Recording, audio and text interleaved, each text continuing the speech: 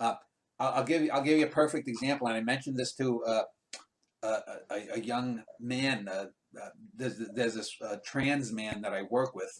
She's going to be a trans man, and she looks to me for some guidance because she's only 20, or he is only 20.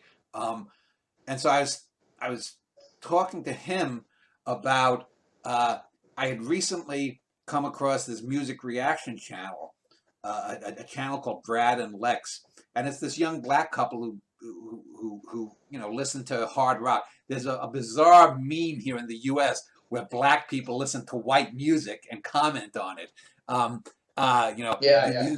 these funny white people, and it's odd to see black people like, damn, that white boy knows how to play, or something like that.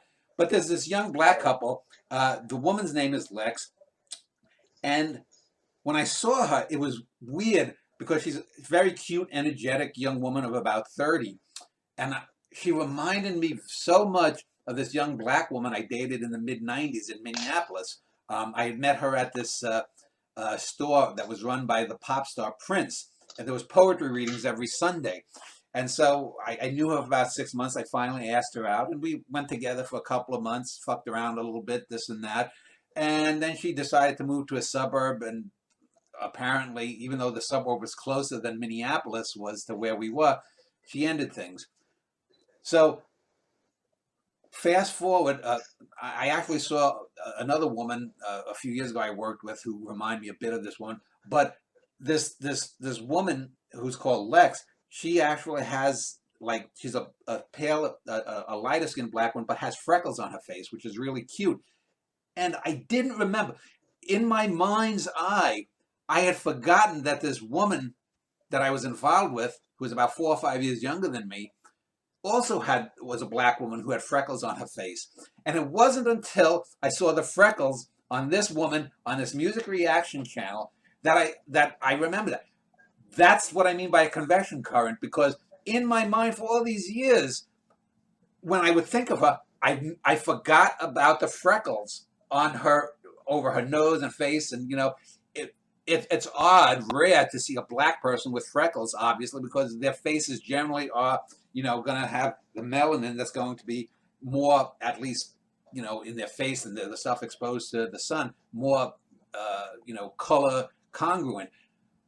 And yet I see this, and instantly I said, God damn, how the hell could I have forgotten the freckles on this young woman that I was involved with's face? But there's the convection. It came up. Now, I bring this up because let's say if I was writing, and I think I did write a play about her, but I never mentioned the freckles because at that time, a year or so ago, I hadn't seen this music reaction gal. But these little details will come to you. So probably maybe at some point, if I write a future play or a book and I mentioned that I wrote a play and how I forgot about it, or even if I don't do that, these little things come and they stick with you and you don't recognize them, but boom, something will bring them up. It could be my reach artistically, thinking of details and saying, oh, I'll give you another example. I was adopted as a 2.5-year-old child. I had many major medical problems. So my parents, who were the oldest people at the time in the late 60s to ever be approved for an adoption, were allowed to adopt me. And I remember coming out of the adoption agency the first day that I was with my parents. I was 2.5, going closer to 3 maybe.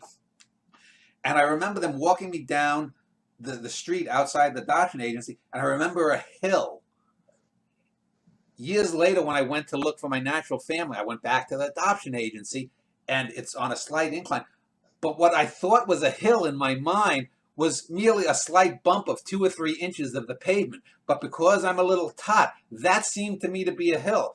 And it wasn't until I went back to that same spot 20 some years later, 24, 23, 24 years later, whatever it was, that I was wrong. It wasn't a hill on that.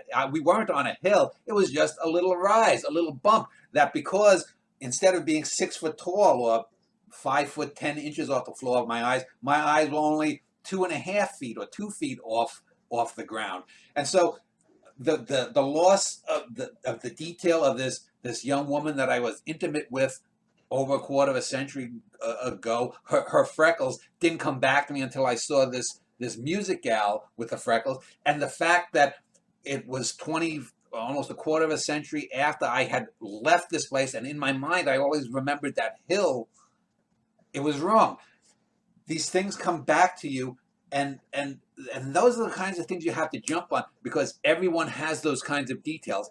They may not have a black young woman who's a former lover who had freckles. They may not have ever been adopted and misremembered something as a tot that they took with them to adulthood.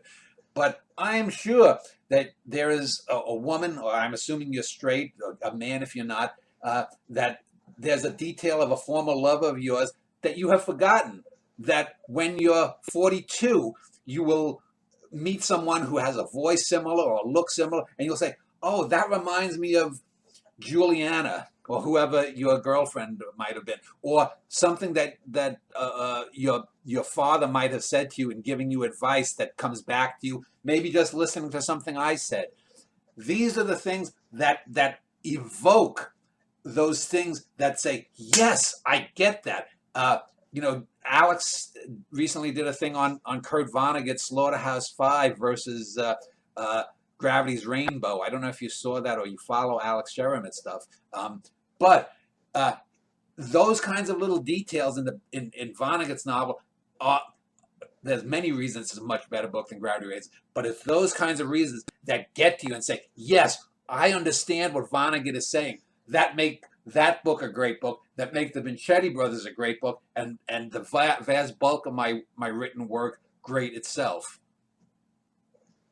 Yeah, I see. I've read a little bit of Vonnegut. I read Cat's Cradle, really great book. I've not, because of you actually, I've decided not to read Thomas Pynchon. I decided not to do it. Well, I will tell you, if you ever have I don't know how quickly you read, a week or two to waste, it is always good to experience bad films or bad art to a degree. You don't have to read everything of Pynchon, but if you read his stuff, because that will make if you read, for example, and I would say Google Alex's Auto Machination site, watch the 2-hour or 3-hour video he did with this fellow Joel Parrish, and they will quote things, and you will see from just what they are quoting why Vonnegut is a better writer and why Slaughterhouse-Five is the book that Pynchon wished Gravity's Rainbow could be.